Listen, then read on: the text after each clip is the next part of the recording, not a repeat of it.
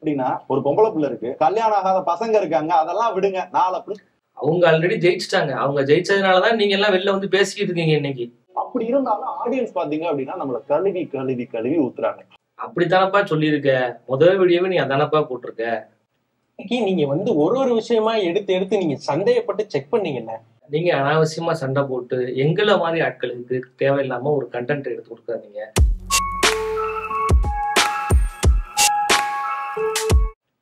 நீங்க வந்து ஒரு விஷயமா எடுத்து எடுத்து நீங்க சந்தேகப்பட்டு செக் பண்ணீங்கல்ல. என்னடா இப்படி வியாபாரம் பண்றீங்க? நான் பழைய வீடியோலயே உங்கள்கிட்ட சொல்லியிருப்பேன், டெஸ்ட் ஃபேக்டர் அடிச்சு கேட்டாலும் சொல்லாரான்னு அவன் சொல்றான், சொல்லலைன்னா அடிப்பேன்னு இவங்க போட்டு அடிக்கிறாங்க. நான் எதை மன்னிச்சாலும் இதை மன்னிக்க மாட்டேன்னு சொன்னேன் பாத்தீங்களா, இந்த ரீசனுக்காக மட்டும்தான். அதாவது தம்பி என்ன சொல்றா அப்படின்னா, இந்த ட்ரஸ்ட் ஃபேக்டர் நடந்ததுக்கு அப்புறம் தான் நான் ஆஃபீஸை விட்டு வெளில வந்தேன் அப்படின்னு சொல்றாப்புல. ஆக்சுவலாக அது எப்படி இருக்குனாக்கா, அதாவது ஒருத்தன் வெளில போயிட்டான், அதுவும் வந்து ஒரு பிரச்சனையை கிரியேட் பண்ணிட்டு போயிருக்கான். என்னன்னாக்கா இந்த மாதிரி ஒரு 50% ஷேர் வேணும்னு சொல்லிட்டு போயிருக்கான். அந்த டீம் ஃபுல்லாக அந்த பையனோட கண்ட்ரோலில் தான் இருந்திருக்கு. ஸோ அப்படி இருக்க பட்சத்தில் அந்த பையன் வெளில போன உடனே அப்போ என்ன பண்ணுவாங்க ஆப்வியஸாக, ஸோ அந்த நெட்வொர்க்கில் இருக்கிறவங்க எல்லாருமே அவங்க கூட போகத்தான் வந்து ஆக்சுவலாக திங்க் பண்ணுவாங்க. இதுதான் லாஜிக், இப்படி தான் நடக்கும். நானுமே ஒரு ஆஃபீஸில் ஒர்க் பண்ண எடிட்டராக நான் வந்து அந்த ஆஃபீஸில் நிறைய பேரை சேர்த்து விட்டு அவங்களுக்கு எடிட்டிங் சொல்லி கொடுத்து இல்லை சவுண்ட் இன்ஜினியரிங் சொல்லி கொடுத்து ஒரு லெவலில் கொண்டு வந்து வச்சுருந்தேன். அதுக்கப்புறம் எனக்கும் அந்த ஓனருக்கு ஒரு சின்ன ப்ராப்ளம் வந்துச்சு. ஸோ நான் வெளில போயிட்டேன். நான் வெளில போனவொன்னே என்னால் ஜாயின் பண்ணவங்க, நான் கற்றுக் கொடுத்தவங்க, ஸோ என்னோட நம்ம மேலே ஒரு நல்ல அபிப்பிராயம் இருக்குங்க, என்ன பண்ணாங்கன்னாக்கா நம்ம கூட வெளில வந்துட்டாங்க. அவங்கவுங்க வேற ஆஃபீஸில் ஒர்க் பண்ணிட்டு இருக்காங்க. பட் நம்ம கூட அவங்க கண்டினியூ பண்ணல. ராஜேஷ் ப்ரோ எங்க போறீங்கன்னு எதாத்தம்மா கேட்டாரு. நாங்க அந்த ஆபீஸ் போறோம் ப்ரோ அப்படின்னு சொன்னோம். பின்னாடியே கிருஷ்ணனும் வந்தாரு. என்ன ப்ரோ கொண்டு போறீங்கன்னு கேட்கவும் ஒரு கட்டப்பையில பிஎஸ் இருந்துச்சு, இன்னொரு கட்டப்பையில அவரோட ட்ரெஸ் இருந்துச்சு. இது ரெண்டையுமே காமிச்சோம். காமிச்சிட்டு அவர் என்ன சொன்னார் அப்படின்னா, விஜய் என்ன இந்த ஆபீஸை விட்டு எந்த பொருள் வெளியில போக கூடாதுன்னு சொன்னாரு. சோ உள்ள வச்சிருங்க அப்படின்னு சொல்லிட்டாரு. சொன்ன செகண்ட்ல அவங்க போய் அந்த PS5 உள்ள வச்சுட்டாங்க. PS5 எடுத்துக்கிட்டு சுதர்சனோட திங்ஸையும் எடுத்துக்கிட்டு ஆபீஸை விட்டு வெளில போயிருக்காங்க. அப்ப அந்த ஆபீஸ்ல இவங்க மாதிரி எம்ப்ளாயா வேலை பார்த்த 2 பேர் வந்து வெளில வந்து எங்க என்ன எடுத்து போறீங்க அப்படின்னு கேட்டிருக்காங்க. இந்த மாதிரி பேக்ல வந்து PS5 இந்த இதெல்லாம் இருக்கு அப்படின்னு சொன்ன உடனே விஜய் ஓனர் வந்து என்ன சொல்லியிருக்கா அப்படின்னாக்கா, இந்த ஆபீஸ்ல இருந்து எதையுமே எடுத்துட்டு போகக்கூடாதுன்னு சொல்லியிருக்காரு அப்படின்னு சொன்ன உடனே வச்சுட்டு போயிருக்காங்க. ஸோ இப்போ எடுத்து போகும்போது இவங்க யார்ட்டையுமே சொல்லிட்டு போகல. அதாவது நாங்கள் வந்து இப்போ சுதர்சனோட திங்ஸையும் இந்த PS5 எடுத்துட்டு போறோம் அப்படின்னு ஓனர்கிட்டயோ யாருக்கிட்டையுமே இன்ஃபார்ம் பண்ண மாதிரி தெரியல. ஆஃபீஸ்ல உள்ளவங்கள்ட்ட இன்ஃபார்ம் பண்ண மாதிரி தெரியல. அது தெரியாதனாலதான் அவங்க வந்து என்ன எடுத்து போறீங்கன்னு கேட்டிருக்காங்க. கேட்டதுக்கு அப்புறம் அதை எடுத்து போறேன்னு சொன்ன உடனே ஆகா கண்டுபிடிச்சிட்டாங்கடா அப்படின்னு சொல்லிட்டு வச்சுட்டு போயிருக்காங்க. ஸோ இதுல என்ன இவங்க பக்கம் நியாயம் இருக்கு? மாசம் எனக்கு 1 லட்சம் ரூபாய் ஆபீஸ் எக்ஸ்பென்ஸ்க்காக அனுப்புறீங்க. நான் கடைசி ஆபீஸை விட்டு கிளம்பும் போது கூட அந்த 1 லட்சம் ரூபாயில பேலன்ஸ் 90,515 ரூபாய் ஹரியோட அக்கௌண்ட்டுக்கு டிரான்ஸ்பர் பண்ணிட்டு தான் வந்தேன். கரெக்ட் தான். 1 லட்ச ரூபா வந்து உங்களுக்கு ஆஃபீஸ் எக்ஸ்பென்ஸுக்காக வந்து அனுப்பி விடுறாங்கனாக்கா நீங்க கரெக்டா அந்த பில் எல்லாம் வச்சிருப்பீங்க. இன்னொன்னு அது வந்து அக்கௌண்ட்ல இருக்கும். ஸோ அக்கௌண்ட்ல இருக்கும் போது நீங்க வந்து அதை தூக்கிட்டுலாம் ஓட முடியாது. நீங்க அப்படியே தூக்கிட்டு ஓடினாலும் அதை ஈஸியா ரெக்கவர் பண்ணிட முடியும். அது ஒரு சாதாரண விஷயம். நீங்க பில் அமௌண்ட் போக மீதி அமௌண்ட் என்னங்கிறத மாசம் நீங்க அக்கௌண்ட்டுக்கு கொண்டு வரணும். இந்த அளவுக்கு இவ்வளவு செலவு பண்ணியிருக்கோம், இவ்வளவு மீதி இருக்குன்றது கொண்டு வரணும். நான் திருடணும்னு நினைச்சிருந்தா 40,000 ரூபாய் பிஎஸ் திருடுறது வேலை. 90 ரூபாய் கொண்டுட்டு எனக்கு ஓட தெரியாம. 90 ரூபாய் கொண்டு நீங்க ஓட முடியாது. ஏன்னா அது அக்கௌண்ட்ல மெயின்டைன் ஆயிருக்கும். நீங்க அதுல செலவு போக மீதியை கணக்கு காட்டியே ஆகணும். நீங்க அதை தூக்கிட்டு ஓடினாக்கா தப்பிச்சு ஓடிட முடியுமா? PS5னாக்கா அது ஒரு சின்ன பொருள், அதை நீங்க கட்டப்பையில வச்சு கொண்டு போயிடலாம். அதைத்தான் பண்ணிருக்கீங்க. ஸோ நீங்க கட்டப்பையில வச்சு கொண்டு போயிருக்கீங்க அப்படின்றது வந்து உடனே எல்லாரும் திருட்டாங்கன்னு அவங்களும் சொல்லல. நீங்க முதல்ல உங்க சேனல்ல ஒரு வீடியோ போட்டீங்க. அந்த வீடியோல நீங்க எல்லாரும் சேர்ந்து என்ன சொல்லியிருப்பீங்கன்னாக்கா, இந்த மாதிரி அடரா கிரியேட்டர்ஸும் இவங்க எல்லாம் இந்த மாதிரி எல்லாம் பண்ணாங்க, அதனாலதான் நாங்க சேனலை விட்டு வெளியில வந்தோம் அப்படின்னு ஒரு விஷயத்த சொல்லியிருக்கீங்க, ஒரு காரணத்தை சொல்லியிருக்கீங்க வெளில வந்ததுக்கு. அதுக்கு வந்து அவங்க ஒரு ரிப்ளை பண்ணியிருக்காங்க. நீங்க போடல அந்த வீடியோ அப்படின்னாக்கா அவங்க அந்த சிசிடிவி மேட்டரை அவங்க வீடியோல போட்டிருக்க மாட்டாங்க. அவ்வளவுதான் விஷயம். இது உடனே இந்த சிசிடிவில போட்ட உடனே உங்களுக்கு பதறதுல இப்ப ஐயோ நம்ம திருடிட்டோம் சொல்லிட்டாங்களே, என்ன விட்டுறது தெரியலையே இப்ப அப்படின்னு சொல்லிட்டு இந்த வீடியோ ஒண்ணு போடுறீங்க. இல்ல நீங்க அந்த வீடியோ போடாம இருந்திருந்தா அவங்க அந்த சிசிடிவி வீடியோ போடாம விட்டுருப்பாங்க. நீங்க வெளியில வந்துட்டு அவங்கள பத்தி நீங்க குறை சொல்லும் போது அவங்க உங்களை பத்தி ஒரு குறைய கண்டுபிடிச்சு சொல்றதுக்கு வாய்ப்புகள் அதிகம் அப்படின்னு சொல்லிட்டு மீட்டிங் நடக்கிறப்போ உங்கள்ட்ட சொல்லிட்டு நான் ரிலீவ் ஆனேன். போனப்ப கேக் வெட்டி அவங்கள சந்தோஷமா தான் வழி அனுப்பிச்சோம். உங்க வீட்டுக்கு திருட வந்தா கேக் வெட்டி தான் அனுப்புவீங்களா?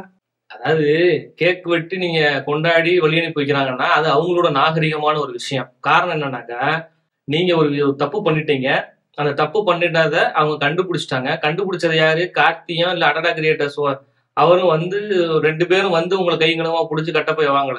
உங்களை மாதிரி ஆபீஸ்ல வேலை பார்த்துக்கிட்டு இருக்க இன்னொருத்தர் தான் வந்து ஆபீஸ்ல இருந்து எதையும் எடுத்துட்டு போவானான்னு கார்த்தி சொல்லியிருக்காப்புல. அதனால நீங்க எதை எடுத்து போனாலும் காமிச்சிட்டு எடுத்துட்டு போங்கன்னு சொல்லியிருக்காங்க. இது எல்லா ஆபீஸ்லயும் நடக்கிறது தான். நீங்க ஒரு கம்பெனி விட்டு ரிலீவ் ஆகுறீங்கன்னாக்கா நீங்க அங்க அந்த ரிலீவ் ஆகி போகும்போது ஆபீஸோட பொருட்கள்லாம் என்னென்ன உங்கள்கிட்ட இருக்கு, உங்களோட பொருள் ஆபீஸ்ல என்னென்ன இருக்கு அப்படிங்கிறத செக் பண்ணி உங்களோட பொருளை நீங்க எடுத்துட்டு போயிருவீங்க, ஆபீஸோட பொருளை இங்க வச்சுட்டு போகணும். அதான் லாஜிக்கா நடக்கும். ஸோ அப்படி நடந்த சம்பவம் தான் அது. அப்படி இருக்கும்போது நீங்க எடுத்து போனதை ஒரு உங்களை மாதிரியே ஒரு எம்ப்ளாயி வந்து அதை பார்த்து அதை வாங்கி ஆபீஸ்ல மறுபடியும் வச்சுட்டாப்ல. அப்படின்னா ஒரு பொம்பளை பிள்ளை இருக்கு, கல்யாணம் ஆகாத பசங்க இருக்காங்க, அதெல்லாம் விடுங்க. நாளை இப்படி சென்டிமெண்டா பேசிதாங்க ஊரை ஏமாத்துறதுக்கு உண்டான வேலையை பார்ப்பான். எப்ப பார்த்தாலும் பாருங்க கல்யாணம் ஆகாத ஒரு பொம்பளை பிள்ளை, இதெல்லாம் எடுத்து வர்றதுக்கு முன்னாடி யோசிச்சிருக்கணும். நமக்கு கல்யாணம் ஆகலையே, நம்ம ஒரு பொம்பளை பிள்ளையா இருக்குமே, நாளைக்கு இந்த மாதிரி தெரிஞ்சு போச்சுன்னா என்ன ஆகுன்றத இதெல்லாம் எடுத்து வர்றதுக்கு முன்னாடி யோசிச்சிருக்கணும். எடுத்துட்டு வந்துட்டு நீங்க எல்லாம் சேர்ந்து அவங்க மேல தப்புன்னு ஒரு வீடியோ போட்டுட்டு அதுக்கப்புறமா அவர் ஒரு வீடியோ போட்டதுக்கு அப்புறம் இப்படி குமுற வேண்டிய அவசியமே கிடையாது. இடத்துக்கே வேலைக்கு போறாங்க அப்படின்னா திருட்டு பட்டம் கட்டின அவங்களுக்கு வேலை கிடைக்குமா? இதையெல்லாம் நினைச்சுதான் நீங்க வந்து அவங்கள நல்லா இருக்கட்டும் அப்படின்னு நினைச்சீங்களா? அதாவது இதுக்கு எல்லா இவங்க அதாவது இந்த பட்டம் இந்த பிரச்சனை இது எல்லாத்துக்கும் மிக முக்கியமான காரணமே தம்பி தான். இவர் வந்து அவங்களுக்கு வக்காலத்து வாங்கி பேசுறாராம். அப்ப இவங்க கூட இருக்கிற டீம்ல எந்த அளவுக்கு முட்டாபிள்ளைல இருப்பாங்க பாருங்க. தம்பி அந்த மாதிரி ஒரு விஷயத்த பண்ணலைன்னா பாவம் அவங்க எல்லாம் அழகா அங்கேயே ஒர்க் பண்ணிக்கிட்டு இருந்திருப்பாங்க, ஒழுங்கா சம்பளம் வந்துகிட்டு இருந்திருக்கும், அவங்க வாட்டுக்கு அவங்க வேலையை பார்த்துருப்பாங்க. சீரியஸ்லி இது ஒரு டீசென்டான விஷயமா? தொழில இருக்குன்னா தொழில நீங்க ஏதாவது பண்ணி காட்டுங்க, நல்ல வீடியோஸ் போட்டு நல்லா ஜெயிங்க. நல்ல தம்பி அவங்களுக்கு சொல்லிக் கொடுக்குறாப்ல. ஆக்சுவலா என்னன்னாக்கா அவங்களோட தான் தொழில், இவர் தான் அவங்க கூட வேலை பார்த்தவங்க. ஸோ ஆரம்ப காலத்துல இருந்து வேலை பார்த்துருக்கீங்களே, உங்களுக்கு தொழில் சொல்லி கொடுத்துருக்காரு ஒருத்தர் 2 பேரும் சேர்ந்து, அவங்கள நீங்க ஏமாத்தலாமா? முதல்ல ஆரம்பத்துல இருந்து நீங்க ஒரு நல்ல வீடியோ போட்டு நீங்க ஜெயிங்கன்னு சொல்றீங்களே, நீங்க முதல்ல உங்க சேனல் ஆரம்பிச்சவொன்னு நீங்க ஒரு நல்ல வீடியோ போட்டுக்க வேண்டியதானே, ஒரு டெக் வீடியோ போட்டுக்க வேண்டியதானே. நீங்க அவங்கள பத்தி ஆரம்பிச்சதுனாலதான் அவங்க அதுக்கு பதில் சொல்ல வேண்டிய கட்டாயத்துல இருந்தாங்க. அதனால அவங்க பக்கத்துல என்ன நியாயம் இருக்குங்கிறத அவங்க ஒரு வீடியோ போட்டுருக்காங்க. அவ்வளவுதான். தயவு செஞ்சு தொழிலா அது கிளாரிபிகேஷனா முடிஞ்சுன்னா அதுல ஜெயிச்சு காட்டுங்க. அவங்க ஆல்ரெடி ஜெயிச்சுட்டாங்க. அவங்க ஜெயிச்சதுனாலதான் நீங்க எல்லாம் வெளில வந்து பேசிக்கிட்டு இருக்கீங்க இன்னைக்கு. இல்லைனாக்கா நீங்க எல்லாம் காணாம போயிருப்பீங்க. அவங்க தோத்து போயிருந்தாங்கன்னா நீங்களும் தோத்து போயிருப்பீங்க. அவங்க ஜெயிச்சதுனாலதான் நீங்களும் ஜெயிச்சிருக்கீங்க. நீங்க தான் இப்போ புதுசா ஃப்ரெஷ்ஷா ஒரு சேனல் ஆரம்பிச்சிங்க தனிப்பட்ட. அவங்கள்ட்ட ஏகப்பட்ட சேனல் இருக்கு, வச்சிருந்தாங்க, வித்தாங்க. அது அவங்க ஆல்ரெடி பண்ணிக்கிட்டு தான் இருக்காங்க. நீங்க இல்லைனாலும் பண்ணுவாங்க, நீங்க இல்லைனாலும் வேற டீம் இருக்கும். ஸோ அதனால அதை பத்தி நீங்க கேர் பண்ணவே தேவையில்லை. நீங்க உங்க சேனல் டெவலப் பண்ற வழியை மட்டும் பாருங்க. நல்ல கண்டென்ட் நாங்க பண்ணிடுவோம். ஆனா நீங்க நல்ல கண்டென்ட் பண்ணுனா ஏன் டெக்னிக்கலா தெரிஞ்சவங்களை யூஸ் பண்ண மாட்டீங்க? இதுதாங்க இந்த திமிருங்கிறது. ஆரம்பத்துல உனக்கே முதல்ல இந்த விஷயத்தெல்லாம் எப்படி பேசணும், என்ன பண்ணணும், ஒரு வீடியோல என்னென்ன டிஸ்அட்வான்டேஜ் இருக்கு இதெல்லாம் சொல்லி கொடுத்து அவங்க தான் வந்து கைட் பண்ணியிருப்பாங்க இல்லையா?